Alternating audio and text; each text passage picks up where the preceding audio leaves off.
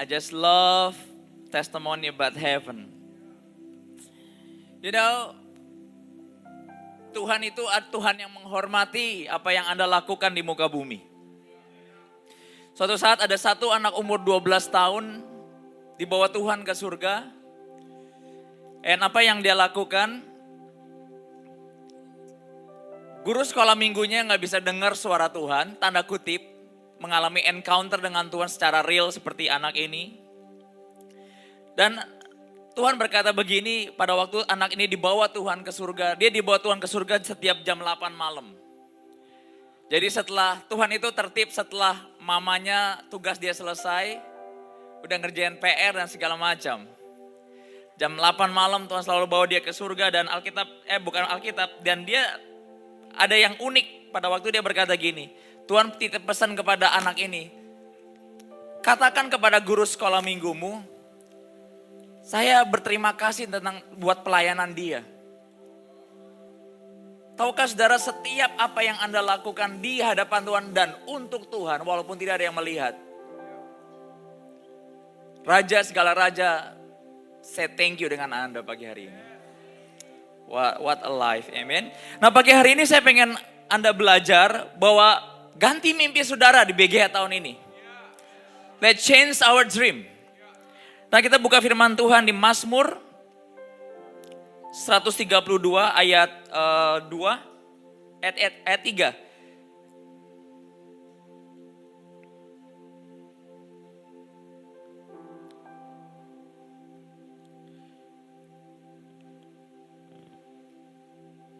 Dapat semuanya? Ayat 3. Change our dream. Sesungguhnya aku tidak akan masuk ke dalam kemah kediamanku, tidak akan berbaring di ranjang petiduranku. Sesungguhnya aku tidak akan membiarkan mataku tidur atau membiarkan kelopak mataku terlelap, sampai aku mendapat tempat untuk Tuhan. Oke, kediaman untuk yang maha kuat dari Yakub. Dan Alkitab katakan di ayat 5 udah dapat. Nah, kita langsung ke ayat BGH kita. Apa yang Daud lakukan di sini? Aku tidak akan membiarkan mataku tidur atau membiarkan kelopak mataku terlelap sampai aku mendapat tempat untuk kediaman untuk yang maha kuat, yaitu Tuhan sendiri. Saudara, hal yang luar biasa, seorang raja, dia punya sebuah energi sebelum dia selesai dalam hidupnya untuk berkata, saya mau bangun rumah kediaman Tuhan. Saudara coba pikirkan baik-baik. Kalau kita tidak memisahkan urusan gereja dengan pribadi, betapa diberkatinya hidup saudara. Kadang-kadang kita berkata gini, ya gereja urusan pendeta, kerjaan urusan pribadi. Saudara tahukah saudara, justru Anda di-appointed di dalam dunia ini untuk bekerja untuk kerajaan Allah. Simple visi setiap saudara yang berumah tangga, yang bekerja, Anda adalah misionarisnya Tuhan. Membawa orang-orang dari gelap kepada terangnya yang ajaib. Lewat pekerjaan saudara, lewat garam saudara. Saya tulis dalam note saya begini. Your value must growing as you live. Orang makin tua, makin bertambah, makin dekat dengan kamar kekekalan 2x1.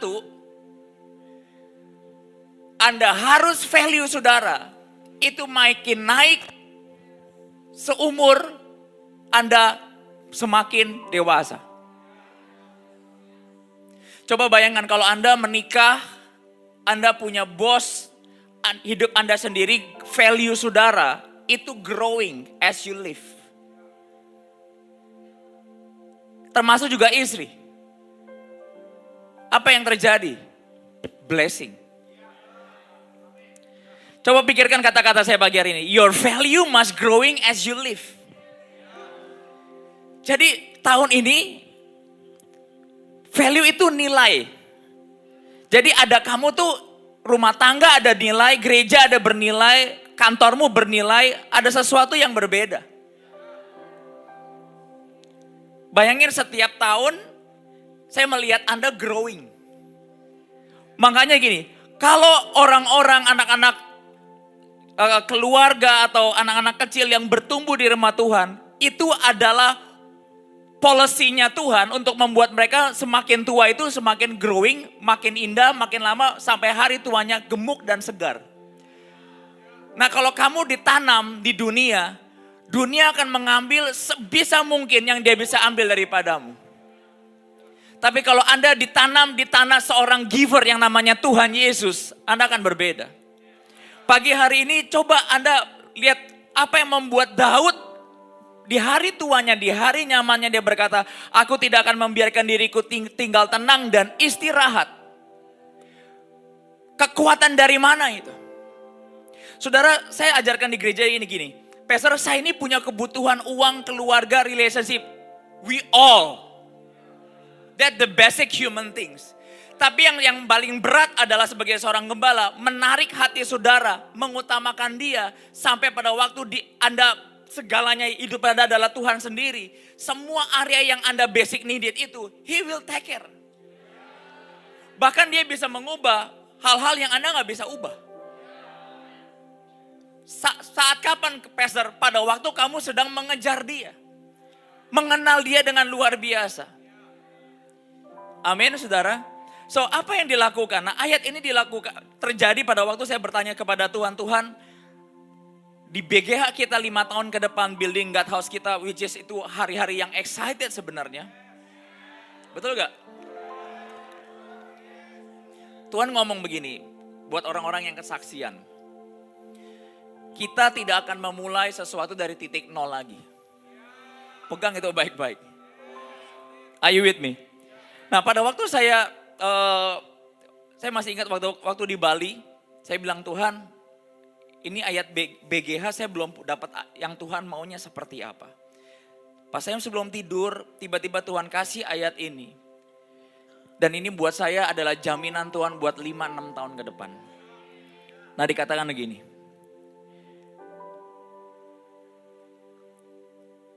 Ayat 8. Bangunlah ya Tuhan dan pergilah ke tempat kediamanmu. Engkau serta tabut kekuatanmu. Dan biarlah imam-imammu berpakaian kebenaran dan bersorak-sorai orang-orang yang kau kasihi. Oleh karena hambamu Daud dan janganlah engkau menolak orang yang kau urapi. Dan di ayat 13.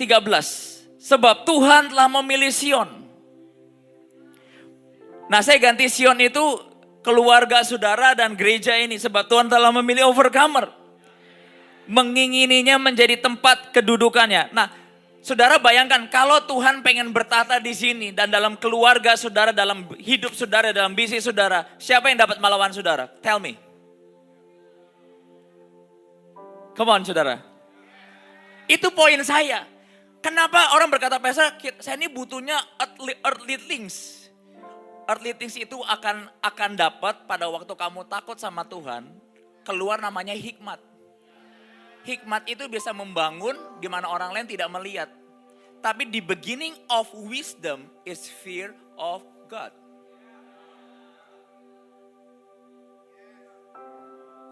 Makanya ada banyak orang, anak-anak Tuhan berbisnis kejeblos terus. Yang diaturin, yang dipusingin bagaimana membangun bisnis. Tapi kunci kerajaan sorganya nggak dipegang. Yaitu apa? Fear of God.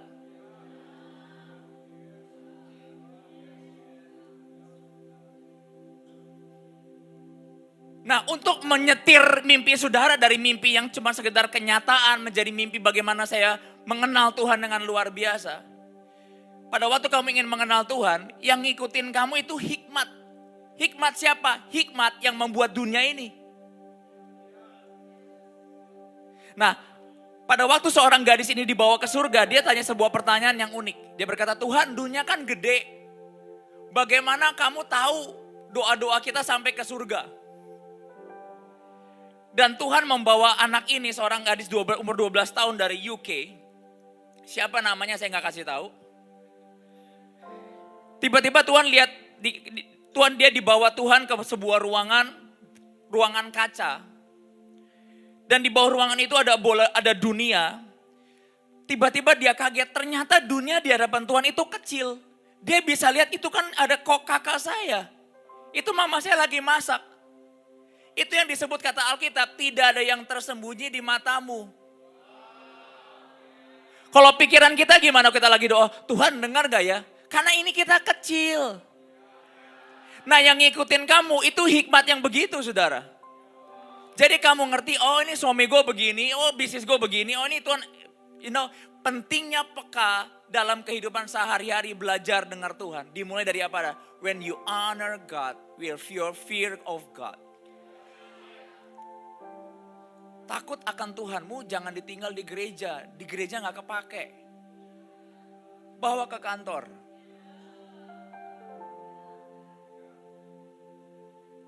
Amin. Bawa dalam relationship saudara. Ternyata dia baru ngerti, oh ternyata buat Tuhan itu dunia itu, Alkitab katakan apa? Mazmur katakan apa? Dunia itu telapak kaki Tuhan. Kecil. Makanya doa yang dari hati yang kamu menjerit kepada Tuhan, dia dengar gak? Of course. Makanya dia dengan confident di Roma 8 berkata gini, kalau aku di pihak kamu, siapa yang dapat sukamu katanya. If I on your side, by your side. Pastor, saya disakitin suami saya all the time. Kamu punya bapak. Atau sebaliknya. Ngerti maksud saya? Kalau ada suami yang disakiti istri, sebaliknya, kamu punya bapak. Is that amazing? Nah kira-kira kalau saudara punya Tuhan yang luar biasa, mau gak ganti mimpimu pagi hari ini? Untuk bangun rumah dia. Bangun rumah Tuhan. Karena benih yang kamu tabur one day lewat waktu saudara, otak saudara, uang saudara. Itu berbicara sampai kepada kekekalan. Kalau kamu baca di Wahyu, Alkitab katakan berbahagialah orang yang mati di dalam Tuhan. Karena perbuatan mereka mengikuti mereka sampai kepada kekekalan.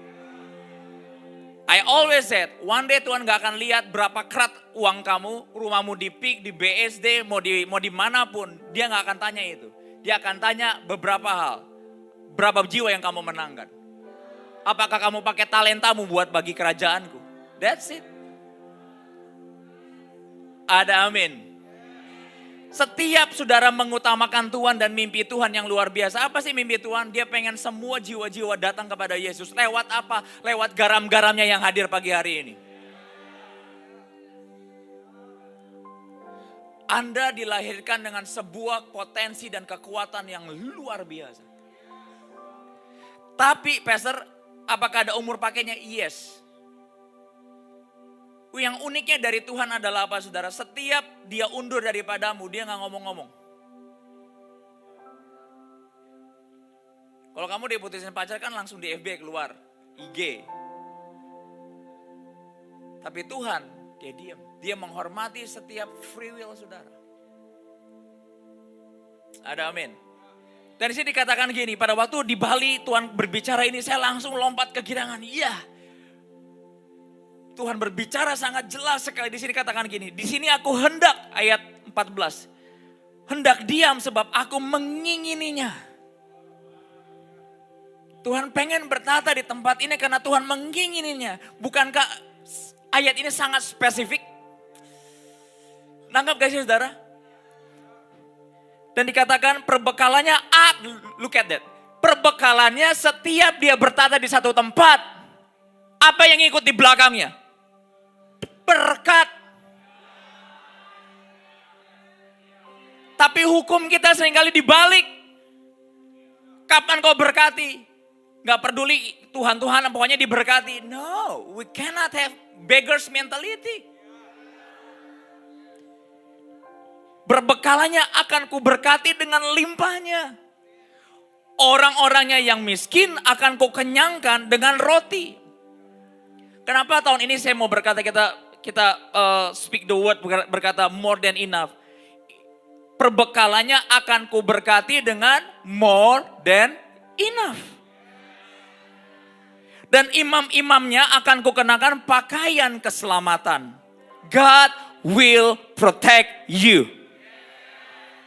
Dan orang-orangnya yang saleh akan bersorak-sorai dengan apa? Girang.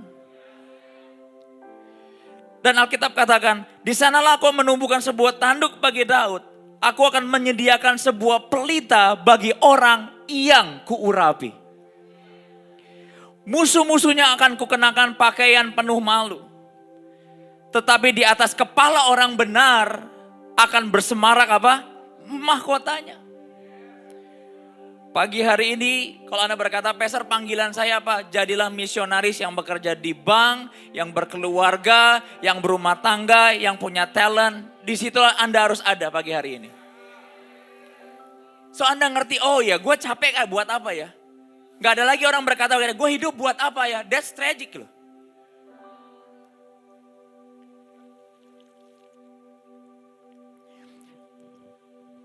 Saya pada waktu duduk, saya berkata, Tuhan apa yang kau mau buat kami di building Gahason ini? Tuhan berkata, change your dream. Ubah mimpimu. Ini mimpinya Daud berkata pada waktu dia mau mati. Dia berkata, Tuhan aku tidak akan membiarkan tanganku beristirahat. Sampai aku lihat Tuhan bertata di Israel. Saya berkata ini kekuatan dari mana? Ini cinta yang luar biasa akan rumah Tuhan. Saudara pada waktu, kenapa di Overcomer kita punya culture, we honor God. We loving God. Honor God with your time. Strong in worship dan segala macam. Gadis 12 tahun yang dibawa Tuhan ke surga, dia berkata gini. Jangan biarkan anak-anakmu menghalangimu datang ke gereja. Bangunkan mereka. Bawa mereka masuk ke rumah Tuhan. Let them honor my word. Jadi ibu-ibu kalau kamu lagi udah capek-capek ngurus anak, ngantuk, Tuhan menghormati apa yang saudara lakukan. Is that amazing? Tapi buat orang gereja yang suka ngantuk ada juga nanti. Minggu depan saya lanjutkan apa yang Tuhan katakan. Aneh gak? Setiap saudara nonton gak pernah ngantuk. Tapi di gereja ngantuk. Setahu saya, yang suka menghalangi Anda dengar firman Tuhan, yang pasti bukan dari pihak Tuhan. Pihak siapa Pak Gembala? Anda pikir sendiri. Nangkap mau ke mall nggak ada halangan. Tapi kalau mau gereja ada jalan. Kayak hari ini saudara, saya mau nyiapin firman jam 6 pagi, air bisa mati. Pas mau berangkat, baru ketemu problemnya apa, ada aja. So dalam hidup ini, we need to overcome everything. Come on, change your dream. Nah, saudara, kita buka sebentar di Lukas 12. Saya nggak akan banyak khotbah, semoga. Lukas 12, Anda kalau cari gereja yang khotbahnya lama. Jadi potensi masuk surganya agak banyak lah. Lukas 12 ayat 21. Anda jangan berpikir gini, saya gak akan mungkin kayak begini. Belum. Coba Lukas 12 ayat 21. Suatu saat ada orang kaya datang ke Tuhan, tanda kutip, dikatakan gini. Ayat 13 dulu. Seorang dari orang banyak itu berkata kepada Yesus, Guru katakanlah kepada saudaraku supaya ia berbagi warisan dengan aku. Ayat 14, tapi Yesus berkata kepadanya, Saudara, siapa yang telah mengangkat aku menjadi hakim mengantar atas kamu? Ayat 15, tiba-tiba dia ngomong, Berjaga-jagalah dan waspadalah terhadap segala ketamakan. Sebab walaupun seorang berlimpah hartanya, hidupnya tidaklah tergantung pada kekayaannya itu. Kaya boleh enggak? Haleluya, puji Tuhan, it's a privilege. Yang Tuhan ngomong adalah hatinya, sikap hatinya. Sombong itu tidak tergantung jumlah duit di kantong. Saya temukan dalam hidup ini banyak orang kaya rendah hati. Dan saya juga banyak temukan banyak orang miskin sombongnya luar biasa. Kemudian yang mengatakan kepada sebuah perumpamaan katanya, ada seorang kaya tanahnya berlimpah-limpah hasilnya. Ia bertanya dalam hatinya, lihat baik-baik. Bukan yang di luarnya yang Tuhan lihat. Dia bertanya dalam hatinya. Apakah yang harus aku perbuat? Jadi dia ini lagi ngomong ke Tuhan atau lagi ngomong aja di hati, kepikiran. Lagi proses di dalamnya. Dikatakan apa? Apakah yang harus aku perbuat? Dia gak ngerti dengan kekayaannya dia mau buat apa. Dia gak ngerti dengan potensi talentanya dia mau buat apa. Dan dikatakan, sebab aku tidak mempunyai tempat di mana aku dapat menyimpan hasil tanahku. Banyak orang kaya kena tipu terus. Lalu katanya, inilah yang akan aku perbuat. Aku akan merombak lumbung-lumbungku dan aku akan mendirikan yang lebih besar. Dan aku akan menyimpan di dalamnya segala gandum dan barang-barangku. Ya, coba buka Inggrisnya. Sesudah itu aku akan berkata kepada jiwaku. Kristen jiwa yang jarang mau kejar Tuhan, hati-hati. Ada padamu banyak barang, BMIK-nya, saudara. Sini, let me. Jiwaku ada padamu banyak barang tertimbun untuk bertahun-tahun lamanya. Nabungnya udah lama gak? Lama. Oke. Beristirahatlah, makanlah, minumlah, bersenang-senanglah. Saudara lihat, pada waktu berkat sudah di tangan, apa yang dia lakukan? Having fun. Ketahuan gak? Enggak, dia kan ngomong dalam hati. Amin. Tapi firman Allah kepadanya, hai engkau orang bodoh. Nah orang katakan begini. Nah aku ada akal, gudang-gudangku akan kusuruh rombak lalu kubangun yang lebih besar. Kemudian akan kukatakan kepada diriku sendiri, engkau beruntung. Segala yang baik sudah kau miliki dan tidak akan habis selama bertahun-tahun. Ada banyak anak Tuhan nyisip hati kayak begini. Kau pengen ngumpulin duit supaya hari tua semuanya tetap oke. Gak salah dengan planning. Tapi kalau cuman itu yang Anda kejar, Anda building house cuman buat itu, Anda di bank yang salah.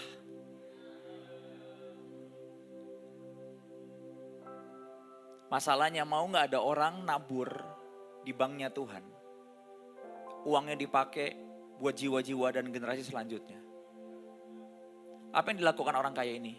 Aku mau uangku berbentuk aset makin besar, makin hebat, makin besar, makin make more money.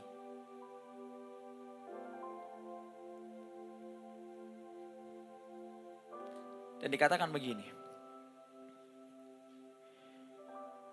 Segala yang baik sudah kau miliki dan tidak akan habis selama bertahun-tahun. Istirahatlah sekarang, makan, minumlah dan nikmatilah hidupmu. What a vision. Ada orang pastor, saya burning for Jesus. Iya lu bokek sih. Coba kamu udah diberkati, pengen tahu itu burning apa itu.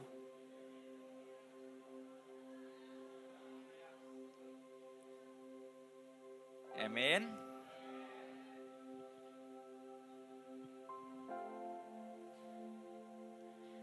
Demikianlah jadinya ayat 21 dengan setiap orang. Saya berkata firman Tuhan ini tidak untuk saudara doang loh.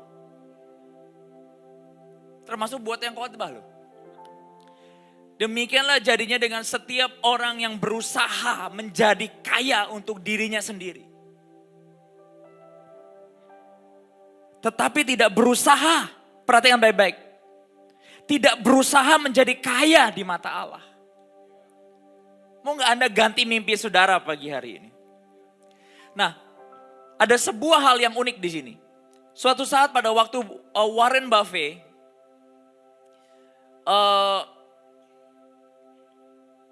kalau Anda lihat di Google, Anda lihat filmnya atau apapun lah di YouTube. Dia adalah donatur terbesar sepanjang sejarah kepada Bill Gates and Melinda Foundation. Siapa tuh Bill Gates? Cari sendiri. Saya berkata, kok bisa ya? Tahu yang dikasih buat mereka berapa? Semuanya. Hasil 60 tahun kerjanya. Lewat sebuah kejadian. Itu kenapa saya tulis dalam note saya. Like this. Your value must growing selama kamu hidup.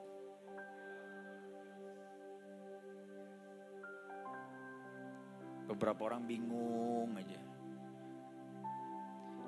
Dengar baik-baik. Dia tahu pada waktu uang di gudangnya dia, itu belum jadi value. Halo yang di belakang, yang pintar keuangan, semuanya orang-orang kaya sama orang-orang miskin di gerejanya, listen carefully. Value is very important di hadapan Tuhan. Orang kaya ini tidak akan disebut orang yang bodoh kalau dia berkata apa yang namanya, Tuhan terima kasih cukup. It's time to give more. Setuju gak? Dan apa yang terjadi? Ditanya, apa yang ngubah membuat kamu, anak-anaknya ada 3, semuanya dijadiin kepala yayasan. Dari semua bisnismen loh. Lalu dia berkata gini, tidak ada orang yang lebih besar daripada orang yang pekerjaannya to service people.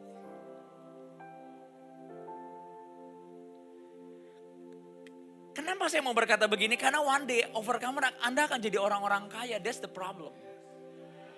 Karena Anda berkata begini, Pastor kenapa sih kalau khotbah buat orang kaya? Saya kan belum kaya. Karena saya tahu kamu akan kaya, saya khotbah begini. Ngerti? Karena saya tahu masa depan saudara gitu aja. Nah, apa yang terjadi? Ternyata istrinya, pada waktu istrinya kena cancer mulut. And she die. Di situ dia tahu bahwa uang tanpa memberi kehilangan value-nya. Dan dia donate semuanya. Dia membuat anak-anaknya, tanda kutip, mengembalakan semuanya. Untuk dipakai buat jiwa-jiwa. Itu orang dunia. Lalu dia berkata gini, apa yang membuat saya berharga bukan karena saya banyak uang. Apa yang dia lakukan? Dia jadi guru. Jadi anak-anak muda, dia keliling ke kampus-kampus. Tahukah saudara, orang baru puas kalau dia punya value. Buat mereka itu kepuasan batin.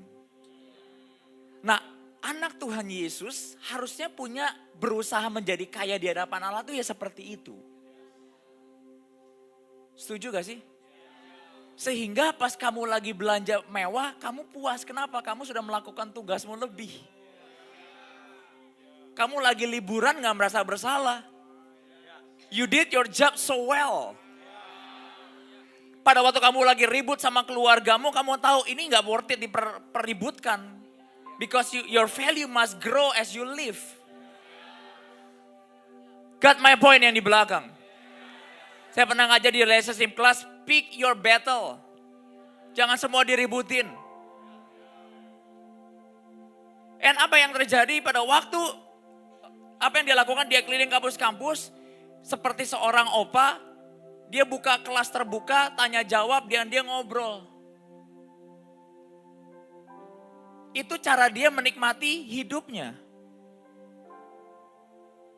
Tapi ada banyak anak Tuhan menikmati hidupnya dengan cara yang berbeda. Ada amin. Kalau hari itu Warren Buffett masih ada di zaman Tuhan Yesus, mungkin gak disebut orang kaya yang bodoh. Yesus akan berkata, pinter juga loh.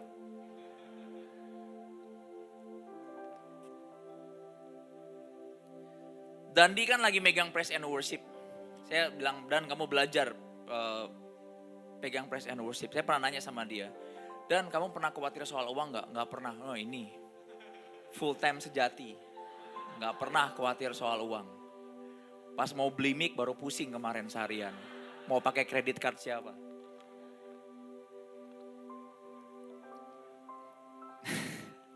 Tapi itu iman, saya anggap itu iman lah.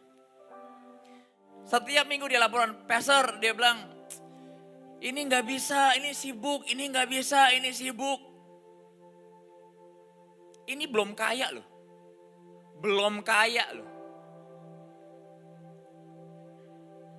Can you imagine?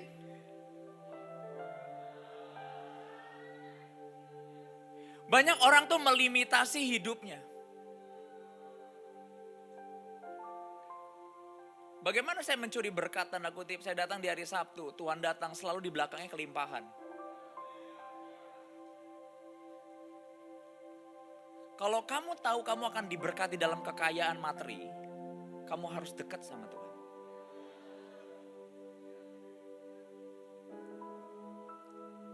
Saya lihat ada banyak orang tidak bisa diberkati, kenapa? Belum kaya loh.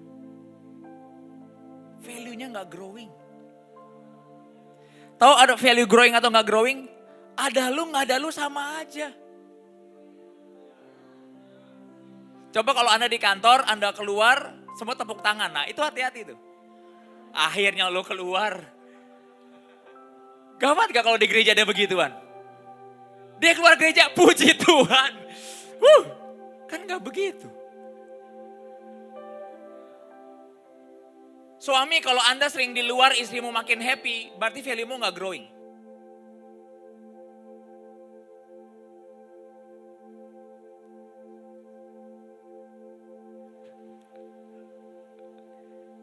Halo. Kita ke ini yuk, happy, hobi gue lagi gak ada, yuk kita komsel. Oh gak growing. Tahu gak kalau value-mu growing di dalam Tuhan, hidupmu tuh signifikan. Kamu ada di mana orang pengen dekat sama kamu. Dan value itu gak harus banyak duit loh.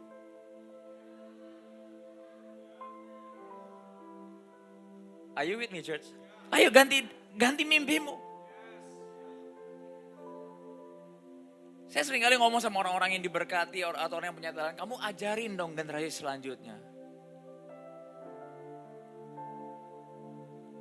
Setiap kamu memberi hidupmu kepada orang yang gak bisa bayar balik, Bapa di surga will read the check and give it to you.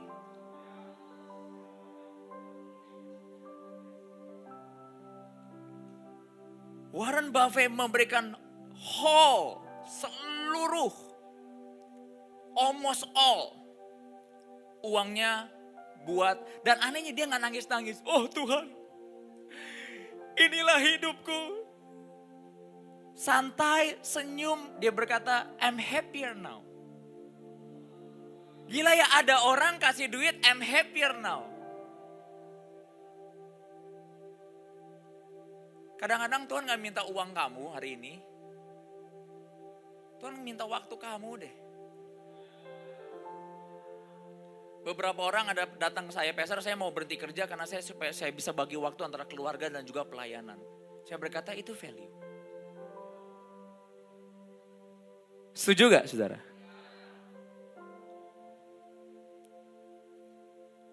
Ada satu anak komselnya Freddy, pasti Jakarta nggak growing dan segala macam.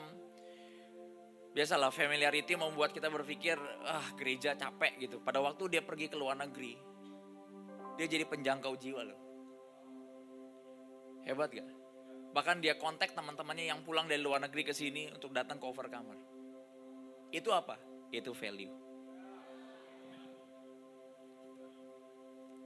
Is that amazing?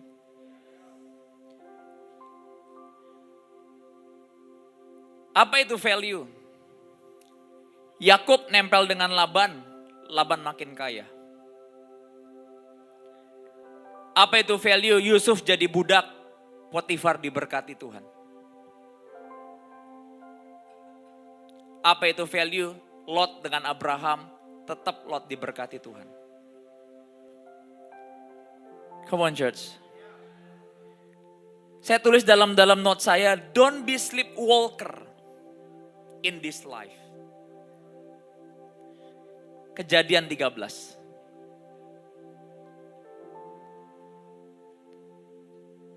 Tahu nggak kenapa saya berkhotbah dengan passionate? Karena saya tahu saya punya tugas mulia.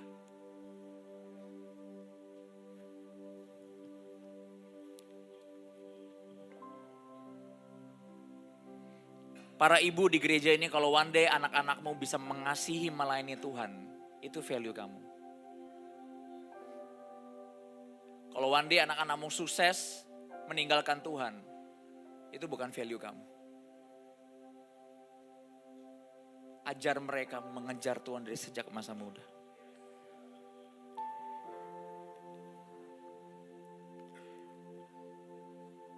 Kejadian 13 ayat 14.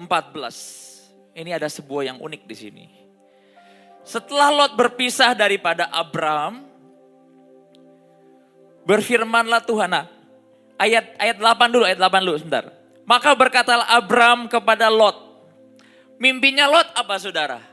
Semua yang kelihatannya enak, itu pasti dari Tuhan. Oke? Dan dia kasih sisanya kepada Abraham. Ini keponakan yang kurang ajar. Ayat 8. Maka berkatalah Abram kepada Lot. Janganlah kiranya ada perkelahian antara aku dan engkau.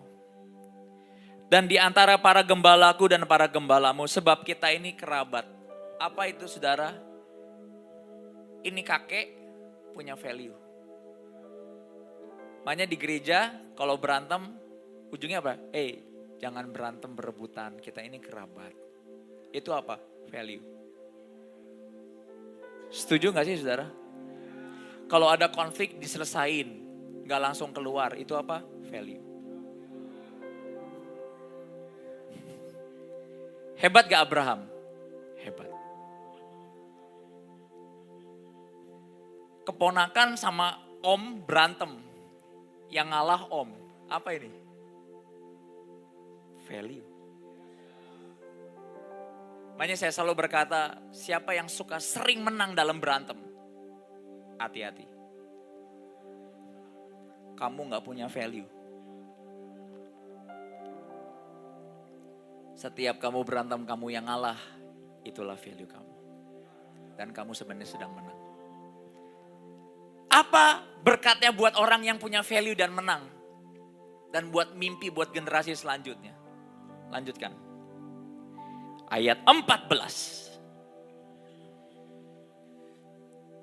Pengen ya setiap nanti, kayak contohnya kamu bertumbuh makin tua, makin value, makin kayak Abraham, makin ngalah. Hebat ya? Widih gila. Saya cuma mikir gimana setan bisa masuk sama orang yang ngalah. Coba. Karena semua orang yang membawa damai disebut anak-anak Allah. Orang tua di gereja ini, anak, menantu, apapun, ipar, dengar baik-baik. Pegang ayat ini. Kita ini kerabat. Ini value luar biasa. Kalau kita kan kalau berantem apa? Nggak tahu kita mulainya udah lama berantem, hari itu cuma negara itu buang, wah udah saya selesai gitu. Nggak punya value. Amin. Nah orang yang nggak punya value, siapa yang miserable? Siapa yang pain? Dirinya sendiri. Ada amin? Orang punya value tidak bisa berubah warnanya walaupun dalam konflik. Orang yang punya karakter dengan Tuhan gak bisa berubah warnanya walaupun dalam konflik. Ngerti ya saudara? Oke, setelah Lot berpisah daripada Abram, berfirmanlah Tuhan kepada Abraham, pandanglah sekelilingmu dan lihatlah dari tempat engkau berdiri ke timur dan barat, utara dan selatan. Saudara, Anda bayangkan dalam ayat ini betapa semangatnya Abraham. Baru broken relationship loh. Ngapain lagi? Move on dia. Ingat baik-baik, ini kakek bukan umur 16 tahun. Namanya juga grandpa, 75 tahun. Apa yang Tuhan lakukan? Abraham, go. Jalani negeri. Take your blessing. Akhirnya orang yang punya karakter, orang yang punya value, orang yang punya mimpinya bersama Tuhan. Siapa yang luar biasa ujungnya? Mereka. Saya tahu ada beberapa bisnismen di sini hari ini yang kena badai tahun ini begitu rupa. Siapa yang nyelamatin engkau? Your character. Sikap hatimu. Ada amin? Saya mau berkata gini saudara, ini orang semangat sekali. Kalau kita kan baru misalnya kita kena ngalamin badai. Udah sorry ya Pak Pendeta atau bro atau sis, saya cuti dulu berapa tahun? 6 tahun dah. Ini pada waktu Lot meninggalkan Abraham, langsung dia berkata, kelilingin negeri, jalani akan jadi milik kamu. Lihat gak swiftnya, perpindahannya. Momentumnya. Nangkap gak saudara? Orang ini cepat move on, semangat.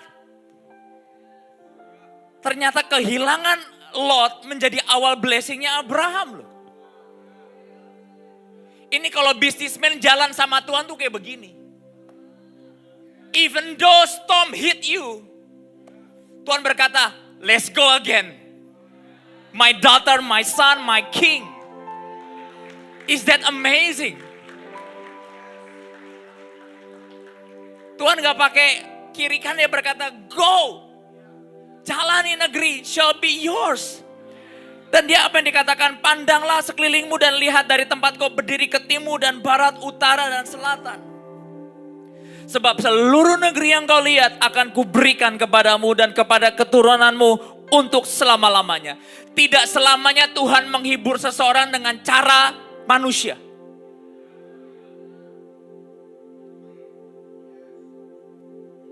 Kadang-kadang Tuhan menyembuhkan relationship saudara yang broken bukan dengan cara dia datang, oke, nanti empok ame-ame atau segala macam. Dia gantiin, dia swift matamu dengan berkata, tugasmu belum selesai, blessingmu belum selesai. Aku belum selesai sama engkau.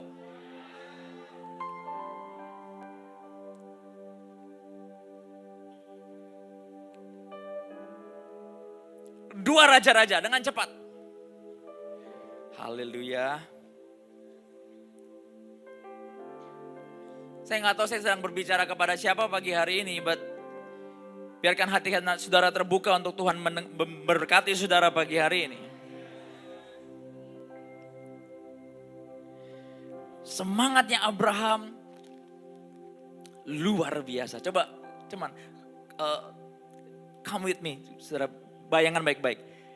Setelah peristiwa itu, Tuhan langsung, istilah kasarnya, ayo khotbah lagi. Betul gak saudara? Got my point yang di belakang? Baru dipecat nih, baru kehilangan jatah berkat nih. Tuhan berkata, ayo lihat lagi, perkatakan lagi, cari lagi. Aku nyertai engkau. Itu orang kalau gak punya semangat, pasti berkata, wait God, give me a few weeks. Amin. Abraham cuma punya jatah berkat gak lama loh. Karena dia dipanggil di umur 75 tahun. That's amazing. Wow. Dua Raja-Raja 4.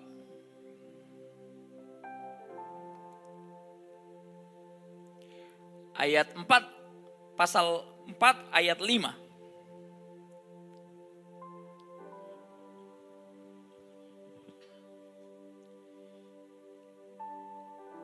Pergilah perempuan itu, daripadanya ditutupnyalah pintu sesudah ia dan anak-anaknya masuk. Dan anak-anaknya mendekatkan bejana-bejana kepadanya sedang ia terus menuang.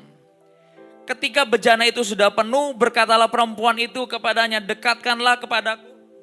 sebuah bejana lagi. Tetapi jawabnya kepada ibunya, tidak ada lagi bejana. Lalu berhentilah minyak itu. Siapa yang nentuin mukjizat? Tuhan atau kamu?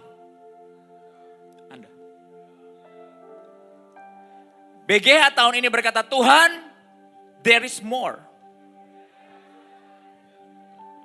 Aku kasih lagi satu bejana pengharapanku, aku akan terus kasih bejana kosongku, aku akan kasih lagi bejana imanku. Tuhan, sampai minyak itu mengalir, terus mengalir, dan terus mengalir. Dia tidak bisa bekerja dengan orang-orang yang traumatik.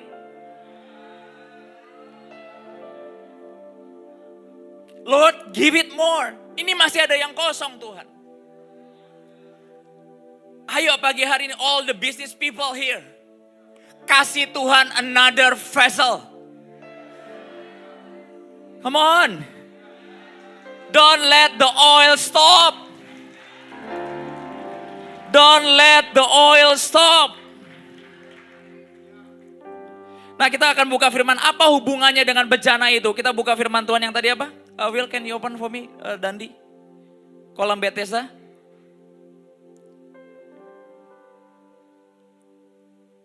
Oh, saya tulis di sini, sorry. Ada 2. Di Yohanes 5. Anda akan diberkati. Amin. Tadi pagi saya lihat, mana si Jeremy? Sumber khotbah, saudara. Dan dia tidak datang. Maka berdosalah papa mamanya.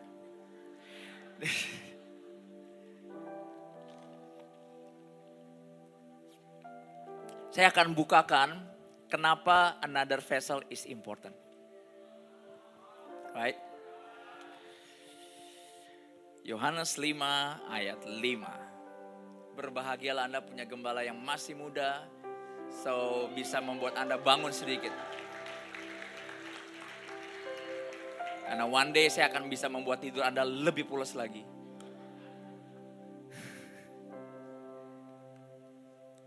Yohanes 5 ayat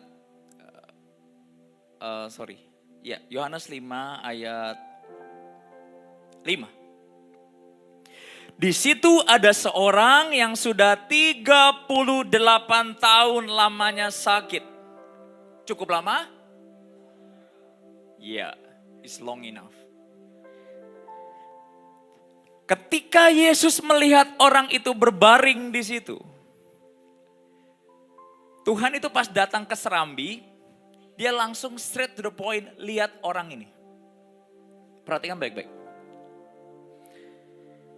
Ketika Yesus melihat orang itu berbaring di situ, karena ia tahu. That's the point. Yesus lagi jalan, ambil semua Alkitab Kuria.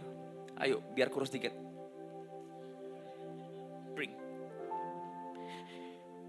Yesus lagi datang, let's say ya. Ini dramanya nih, Yesus lagi datang, dia langsung ke sini. Dia gak nyari-nyari, dia gak ngomongin, Yesus datang ke Serambi itu dan nyari-nyari. Siapa yang butuh ya? Enggak. Dia bukan Yesus kayak gitu. Straight to the point, dia langsung. Dia tahu ini orang paling lama nunggunya 38 tahun. Kalau kita bilang senior. Dalam penyakit, dalam bangkrut, dalam nunggu dan paling banyak utang mungkin. Nggak menubuat ya, maksud contoh.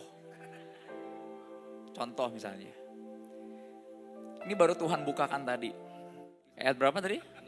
Ayat 6. Ketika Yesus melihat orang itu berbaring di situ karena ia tahu. Senang gak punya Tuhan Yesus tahu, Tuhan lu tahu rasanya nunggu lama kan Tuhan. Jadi kalau kamu nyembah, Tuhan tahu hatimu. Oh, he did. Yap. Kalau disebutin angkanya dia tahu, surga mencatat juga. Surga gak pernah miss the moment, 38 tahun he's waiting. Apa? Bahwa ia telah lama dalam keadaan itu. Berkatalah ia kepadanya, maukah engkau sembuh? Saya gak bahas di situ. Ayat 7. Jawab orang sakit itu kepadanya, Tuhan, tidak ada yang menurunkan aku ke dalam kolam itu apabila airnya bergoncang.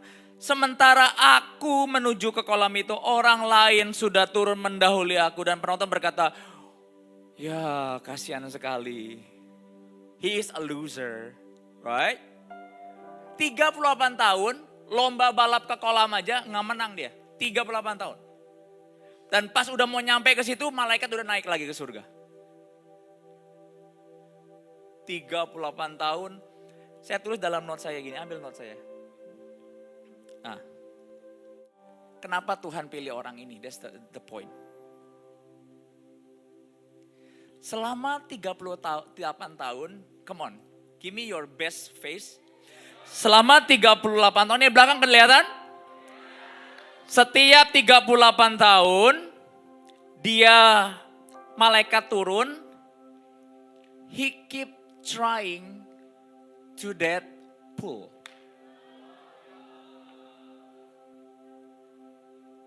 Ngerti gak nih yang belakang? Hey, are you there? Yang di depan. He keep God, he push God. Berkata, Lord, saya belum dapat. Ini masih ada bejana kosong that you need to fulfill with.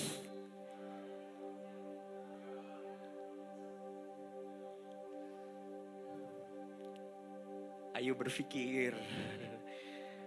Yuk, ini mulai matematika nih. Oke.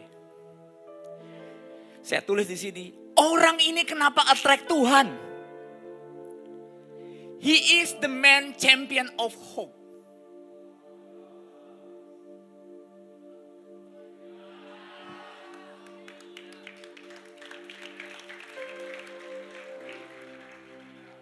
"38 tahun orang berbeda-beda di gereja ini. Some longing about money, family, kids, breakthrough, you name it. Dan Tuhan tahu 38 tahun you always lose. Tapi Alkitab jelas dia berkata kepada Yesus, 30 tahun setiap aku berlomba ke kolam itu, saya selalu kalah. Kekalahan dia membuat Tuhan harus ke sana, langsung nyari straight to the person, to this man. Buat dia itu adalah kekalahan, buat Tuhan itu iman dan pengharapan.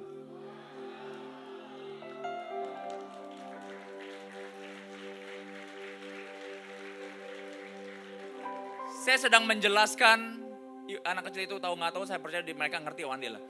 Mereka lebih excited dari beberapa orang yang butuh sebenarnya. Kalau kamu lagi butuh sesuatu, come on, it's more attractive gitu sama Tuhan. Ya. Saya suka kata-kata dia.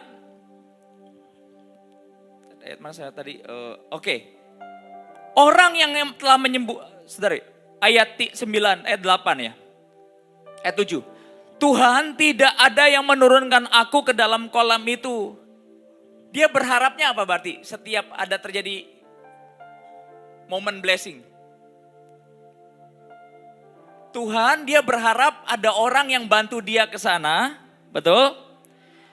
Dan dikatakan gini, sementara aku menuju ke kolam itu, 38 tahun bisnis gagal, kerja gagal, keluarga gagal, tapi dia tetap berjalan. Sementara aku menuju kolam itu, orang lain sudah mendahului aku. Kata Yesus kepadanya, bangunlah, angkatlah tilammu dan berjalanlah. Dan saat itu juga orang itu lalu sembuh, lalu orang itu mengangkat tilamnya dan berjalan. Saudara, Anda bisa bayangkan, saudara, orang berkata Tuhan itu kalau memberkati orang random, no. Dia bukan Tuhan undian atau perjudian.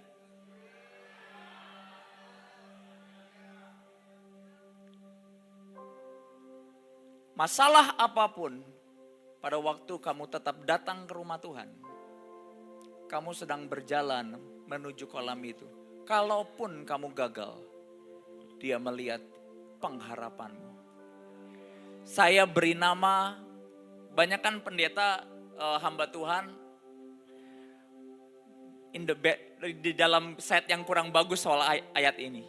Tapi buat saya, He is the champion of hope. 38 tahun tetap mau jalan ke tempat kesembuhannya. Maka ditulislah, kalau loser gak akan taruh di Alkitab loh. Because he is a champion. He is an overcomer. Ditulis dalam Alkitab.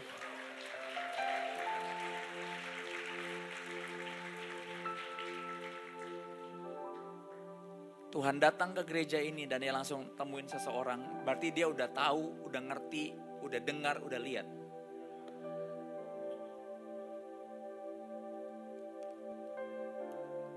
Haleluya. Haleluya. Wow. Is that amazing? Overcomer? Saya nggak tahu berapa hal yang Anda lewati dalam hidup ini. Tapi saya mau katakan Tuhan tidak pernah wasted itu. Tuhan tidak pernah wasted itu. Saya suka kata-kata sebab ia tahu. That's one small word is like heat and burning my heart.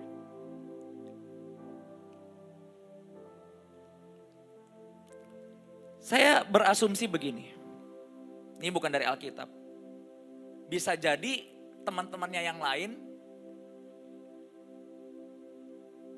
juga bisa dapat blessing yang sama loh. Mungkin teman-teman yang lain di tahun ke-20 udah berhenti jalan ke kolam itu. Tapi si senior ini, senior gagal dan lumpuh ini 38 tahun he keep trying. Banyak hamba Tuhan membukakan begini. Oh, apa hubungannya pada waktu kamu ditanya Yesus, langsung jawab mau sembuh. It's not that simple. Dia sedang menjelaskan kepada Yesus, Lord, I keep trying but I'm fail.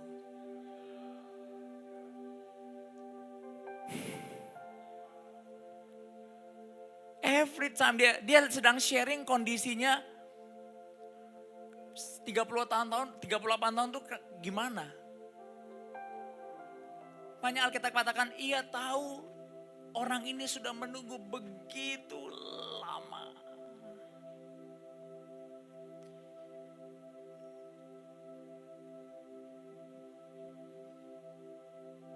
Building God House is about momen antara Anda berjalan bersama Tuhan.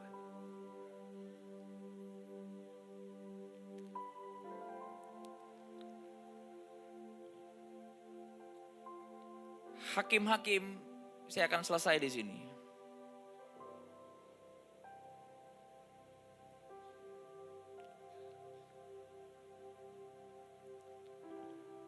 Tuhan akan bekerja di dua jenis di gereja ini. Proverb 22, Amsal 22-29 dengan cepat. Saya ini cuma takut sama satu jenis orang. Sudah pinter, kaya, ngejar Tuhan. Takut gue. Apa artinya Peser? Pulang coba pikir aja sendiri. Born rich, live rich, kejar Tuhan. Waduh, ngeri. Kasihan yang lain. Oke. Amsal 22-29. Karena setiap banyak orang anak Tuhan udah miskin, muka ditekuk, gak ucap syukur, komplain all the time. Saya bingung mau doain apa. Bener. Senyum aja lu udah mahal. Lu gimana ada duit? Setuju gak?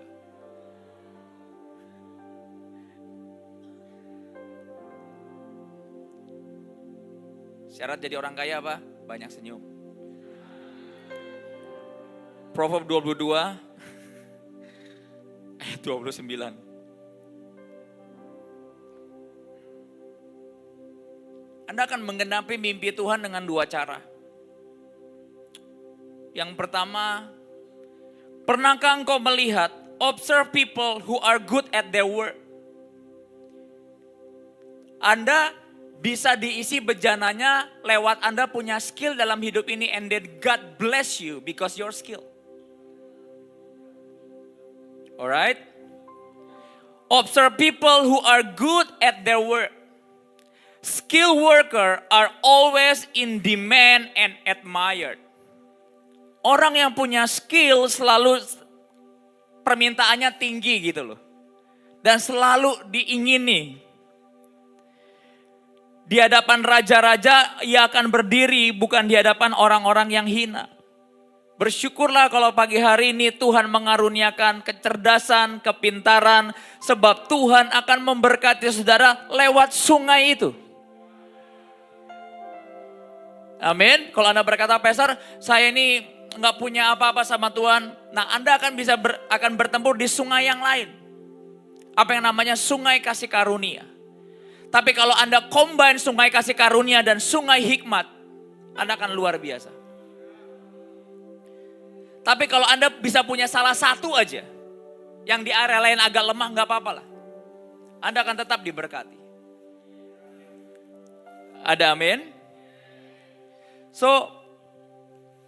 apa yang terjadi pada waktu Anda ini smart, diberkati dalam hikmat dan segala macam, Anda akan di-demand, Anda akan di-admired. Anda bukan berdiri di hadapan orang-orang biasa. One day saya berdoa Tuhan mengurapi saudara, Anda akan jadi orang-orang yang bukan orang-orang yang biasa, punya skill yang luar biasa. Amin. Nah, kita buka di 1 Korintus 1 ayat 26.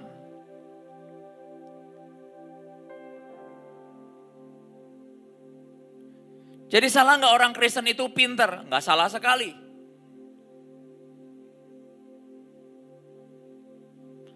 Anda harus berkenalan dengan Tuhan dengan dua sisi Tuhan. Yang pertama adalah sisi kasih karunia, yang kedua adalah sisi keadilannya Dia. Sisi keadilannya itu apa? Apa yang Anda tabur, Anda akan tuai.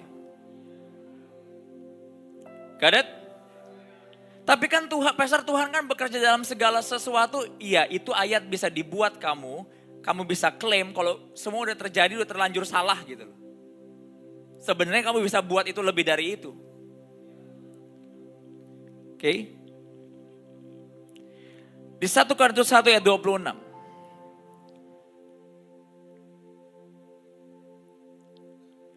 Nah, Pastor, gimana kalau saya nggak born rich?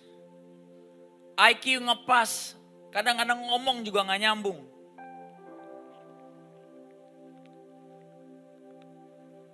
Bagaimana saya bisa diberkati? Bisa. Dikatakan begini, tetapi apa yang bodoh bagi dunia dipilih Allah untuk memalukan orang-orang yang berhikmat. Dan apa yang lemah bagi dunia dipilih Allah untuk memalukan apa yang kuat. Dan apa yang tidak terpandang dan hina bagi dunia dipilih Allah, bahkan apa yang tidak berarti dipilih Allah untuk meniadakan apa yang berarti. Tapi ada jangkarnya. Supaya jangan ada seorang manusia pun yang memegahkan diri. Ayat 31. Karena itu barang siapa bermegah, hendaklah ia bermegah di dalam Tuhan. Nah, orang-orang seperti ini Anda harus membutuhkan kasih karunia lebih. Pakai tanda kutip sungai berkatmu di sini. Anda akan bertemu dengan beruntung seumur hidupmu. Saya terlalu banyak dengar kesaksian anak-anak Overcomer Church selalu bertemu dengan company yang tepat, orang yang tepat, favor yang tepat, dan dapat menjadi trustworthy people yang tepat. Ya, karena Anda pakai sungai ini.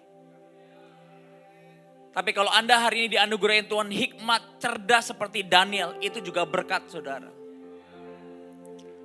Amin.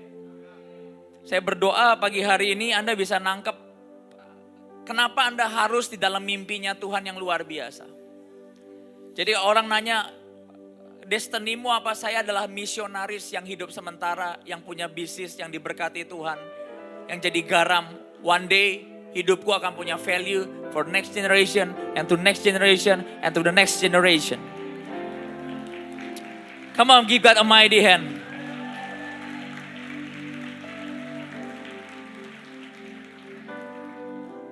Nah, orang-orang yang gak punya kecerdasan, kepandaian atau tanda kutip nasib yang seolah-olah lebih baik, tidak lebih baik dari orang lain. Alkitab ngomong gini di The Message.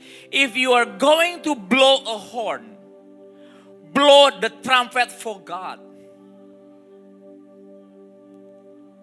Buat orang-orang yang tanda kutip hikmatnya biasa-biasa aja tapi dipilih Allah untuk mempermalukan yang dunia yang lebih berhikmat.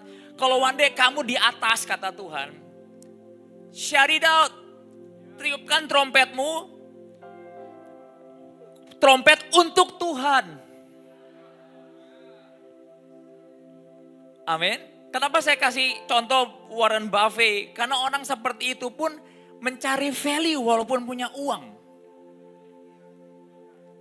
Tapi kalau mimpi yang dari Tuhan, saya percaya itu akan growing sesuai dengan umur saudara. Wow, kalau Overcomer punya orang-orang hebat seperti ini. Termasuk orang-orang yang lumpuh 38 tahun, he keep striving, moving and Tuhan memberkati orang itu. Dia berkata, angkat tilammu dan berjalanlah, this is your days. I pray, tutup Alkitabmu semuanya.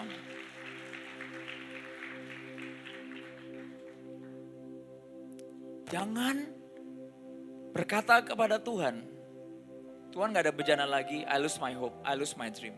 Berkata Tuhan, gue masih punya mimpi. Saya belum sembuh. Saya belum diberkati. Try to be honest with God. Yang dilakukan pria Bethesda ini, dia jujur sama Tuhan. Help me, so I can bless people. Nanti one day Anda keluar, pergi dari gereja ini, orang akan tahu, Anda pasti overcomer. Orang ini punya value. That money cannot buy. Saya lihat banyak kesaksian orang-orang middle di gereja ini atau middle low di hari ini ngalamin blessing, ngalamin amazing. Tapi ada orang-orang berkata gini, Pastor, saya belum kemana-mana. Anda harus jujur sama diri Anda sendiri. Tuhan punya dua sisi, kasih karunia dan keadilan. Amin. Kalau kamu mau diberkati, kamu harus punya hikmat dan kasih karunia. Come on church. Beberapa orang ditolong Tuhan dalam kasih karunia. Beberapa orang ditolong Tuhan karena kecerdasannya tanda kutip bisa membangun bisnis dengan luar biasa. Buat Anda bisnis yang berkata, Tuhan ngomongnya gimana sih? Dia ngomong lewat pikiran kamu, selesai. Oh tiba-tiba kepikir ya, itu Tuhan.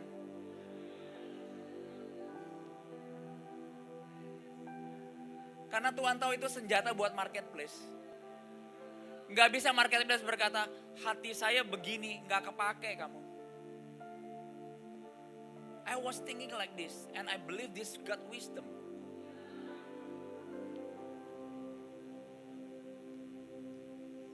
Amin. Bill Gates harus 5 tahun ke depan, 6 tahun ke depan. I pray ada banyak mukjizat, pertolongan Tuhan. Seperti yang terjadi di Bethesda terjadi dalam hidup kita.